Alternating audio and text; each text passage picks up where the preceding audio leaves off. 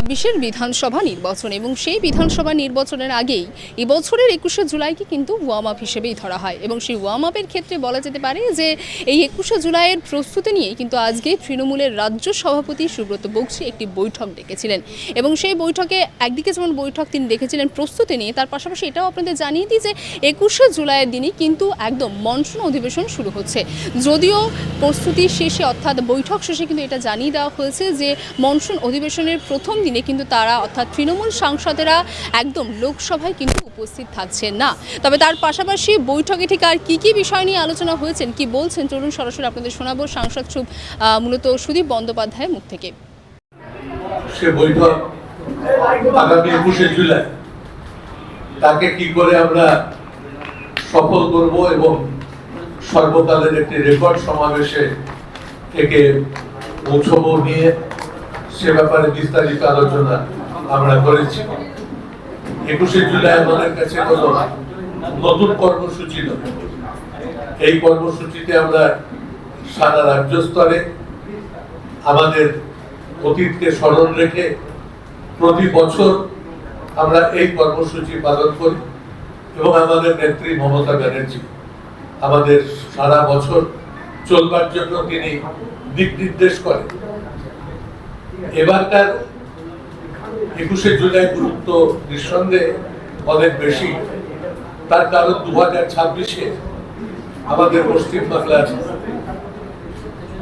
নির্বাচন আছে এবং যে ভাবে আমাদের পশ্চিমবাংলার এই নির্বাচনকে নানাভাবে ব্যতিব্যস্ত রাখতে, পশ্চিমবাংলাকে অর্থনৈতিক দিক থেকে অবরোধ করে একে সম্পূর্ণভাবে কোণঠাসা করতে, এর নানাবিধ ঘোষিত পরিকল্পনাকে পদে পদে বানচাল করতে কেন্দ্রীয় সরকার অত্যন্ত কৌশলগতভাবে পরিকল্পনা মাফিক তারা বিভিন্ন পদক্ষেপ গ্রহণ করে। আমরাও এবার অনেক আগে থেকে সজাগ এবং সচেতন। আমরা আজকের এই সবাই শপথ নিয়েছি যে ১৫ থেকে ২০ বছরের যে সময়কালে মমতা ব্যানার্জির মুখ্যমন্ত্রিত্ব আমরা দেখব, তা যেন অতীতের সমস্ত পাওয়া আসনের রেকর্ডকে আমরা ভেঙে আমরা ২৯৪-এর কাছে পৌঁছতে সক্ষম হই। অনেক নেতা আসবে, অনেক নেতা যাবে, হয়তো আরো বেশি পরিমাণে আসবে। অনেক প্রলোভন, অনেক রকমের তারা আমাদের লক্ষ্য করে বলবে যে তারা ক্ষমতায় এলে কি করতে পারে, তারা ক্ষমতায় এলে তাদের কতটুকু তারা আমাদের বাংলার মানুষের জন্য আরো অতিরিক্ত দিতে পারে।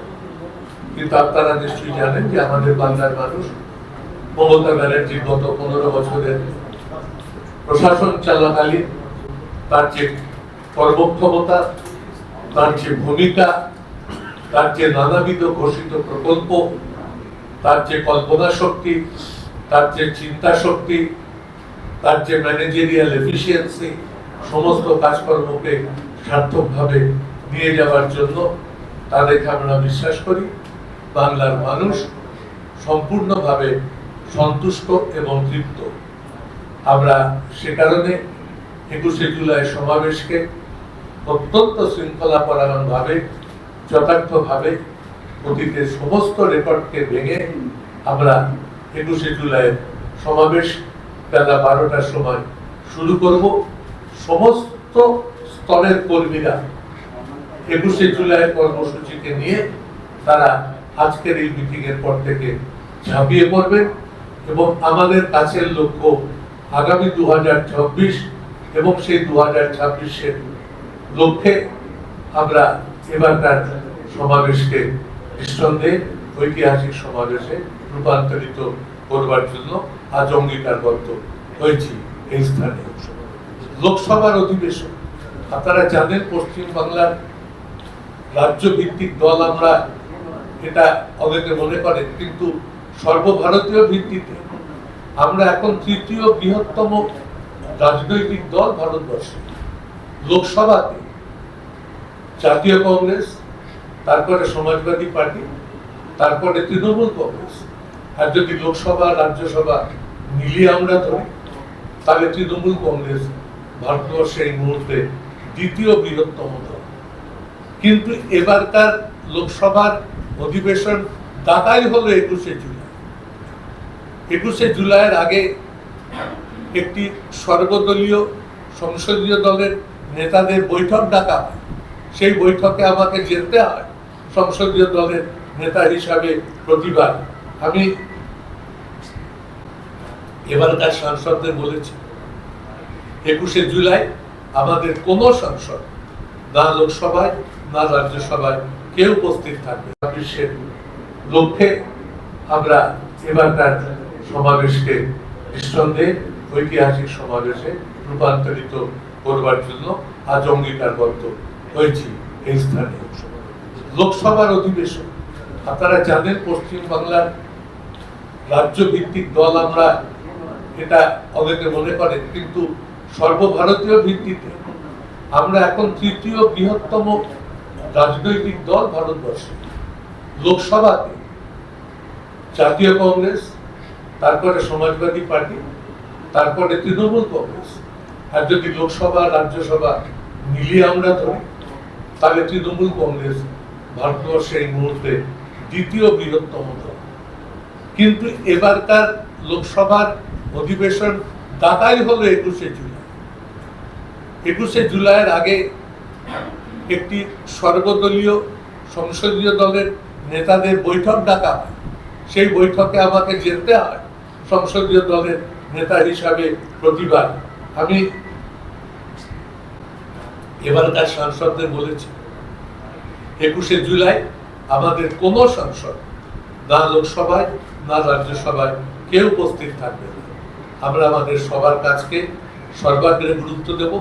21শে জুলাইয়ের মন্ত্রে উজ্জীবিত হওয়া 21শে জুলাইয়ের কর্মসূচি আমাদের কাছে যে কোনো কর্মসূচির থেকে অনেক অনেক বেশি প্রাধান্য পায়, শতকোটি গুণ বেশি প্রাধান্য পায়।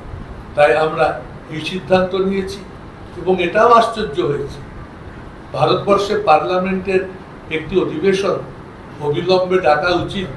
পহেলগাঁও ঘটনার পর আমাদের মুখ্যমন্ত্রী মমতা ব্যানার্জি যে চিঠি প্রধানমন্ত্রীকে দিয়েছিলেন, যে দৃষ্টিতে তিনি ভারতবর্ষের লোকসভাকে ডাকতে বলেছিলেন, সেই ডাককে তারা কোনো গুরুত্ব দেবে না বলে 47 দিন আগে এবার ঘোষণা করে দিয়েছে যে ভারতবর্ষের বর্ষাকালীন অধিবেশন কবে হবে। অতীতে কখনো এ কাজ হয়নি। তাই ভারত সরকারের ভূমিকা, ভারতীয় জনতা পার্টি বিজেপি দলের যে ভূমিকা, বর্তমান কেন্দ্রীয় সরকারের ভূমিকা পশ্চিমবাংলা সম্পর্কে একই রকম আছে। তাদের একই লক্ষ্য বাংলা থেকে তৃণমূলকে নিশ্চিহ্ন করা, আর আমাদের একই লক্ষ্য বিজেপিকে ভারতবর্ষের সমস্ত রাজ্যের মধ্যে একটা জায়গায় বুঝিয়ে দেওয়া, তোমরা যেখানে যত বড়ই হতে থাকো না কেন পশ্চিমবাংলায় তোমাদের তৃণমূলের অনেক অনেক অনেক নিচে থাকতে হবে। এবং এবারকার বিধানসভার নির্বাচনে আমরা অতীতের সমস্ত রেকর্ডকে ভেঙে সর্বোচ্চ আসনে 294-এর কাছে পৌঁছে যাবার জন্য নিজেরা অঙ্গীকারবদ্ধ হয়েছে। কিন্তু 21শে জুলাই পোস্টার নিয়ে কোন নির্দেশ দলের তরফে পোস্টার তৈরি হবে? 21শে জুলাই সম্পূর্ণভাবে অভিষেক বন্দ্যোপাধ্যায় নিজেই বলেছেন যে তিনি যেহেতু 21শে জুলাই কর্মসূচিতে ছিলেন না যখন 21শে জুলাই কর্মসূচি হয়েছিল, সেহেতু 21শে জুলাই পোস্টারে 21শে জুলাই যে পেন ড্রাইভ আমরা রাজ্য স্তর থেকে আজকে বিলি শুরু করেছি, যে পেন ড্রাইভ 7 নম্বর ক্যাম্পাস স্ট্রিট দপ্তর থেকেই দেওয়া হচ্ছে, সেখানে মমতা ব্যানার্জির ছবি থাকছে এবং তার আবেদনের ভিত্তিতেই আমরা 21শে জুলাই মানুষকে সমবেত হওয়ার জন্য আহ্বান জানাচ্ছি। জেলাগুলোকে কোনো টার্গেট দেওয়া যে কত লোক আসবে, কারণ নির্বাচনের আগে সেই 21শে জুলাই জেলাগুলো তাদের জীবনের সমস্ত শক্তি দিয়ে প্রতি বছরই চেষ্টা করে যে সর্বোচ্চ পরিমাণে তারা মানুষ নিয়ে এসে উপস্থিত হবেন।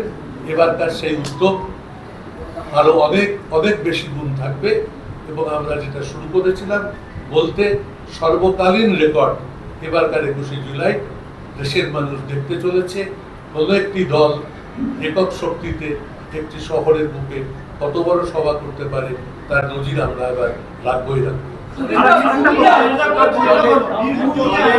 দলের গোষ্ঠী কুন্দল, দলের অস্বস্তি বাড়াচ্ছে বীরভূম জেলা, সেটা নিয়ে আলাদা করে বৈঠক হয়েছে। কি সিদ্ধান্ত কমিটিকে কোনো কথা বলা হলো? আমি এখানে আসার আগে আমাকে দলের সভাপতি জানিয়েছেন বীরভূম জেলার মধ্যে যে বিরোধের কথা আমাদের মধ্যে প্রচারিত হয়, কোথাও কোথাও দুটি নামকে কেন্দ্র করে আজকে তাদের সঙ্গে একটি যৌথ বৈঠকের মাধ্যমে সমস্ত কিছু সুন্দরভাবে মিলে গেছে। বীরভূম থেকে আমাদের রেকর্ড সংখ্যক মানুষ এবার যৌথভাবে এই সমাবেশে যোগ দিতে আসে। সুদীপদা, বীরভূমের মতো উত্তর কলকাতায় একটা কোর কমিটি গঠন করে দেওয়া হয়েছে 1 মাস আগে। সেই কোর কমিটি আজও বৈঠক করেনি। কে ডাকবেন, কারা করবেন, সেই নিয়ে একটা ধোঁয়াশা তৈরি হয়ে রয়েছে। আপনি কোর কমিটির বৈঠক যখন প্রয়োজন বোধ করবো তখন আমরা ডেকে দেবো।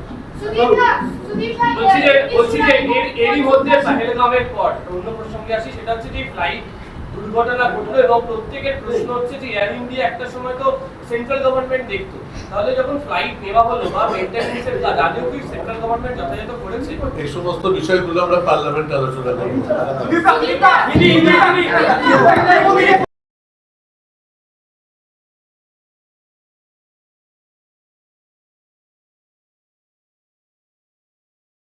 বাংলা হাটের আরও খবর দেখতে নজর রাখুন। বাংলা খবর মানেই বাংলা হাট।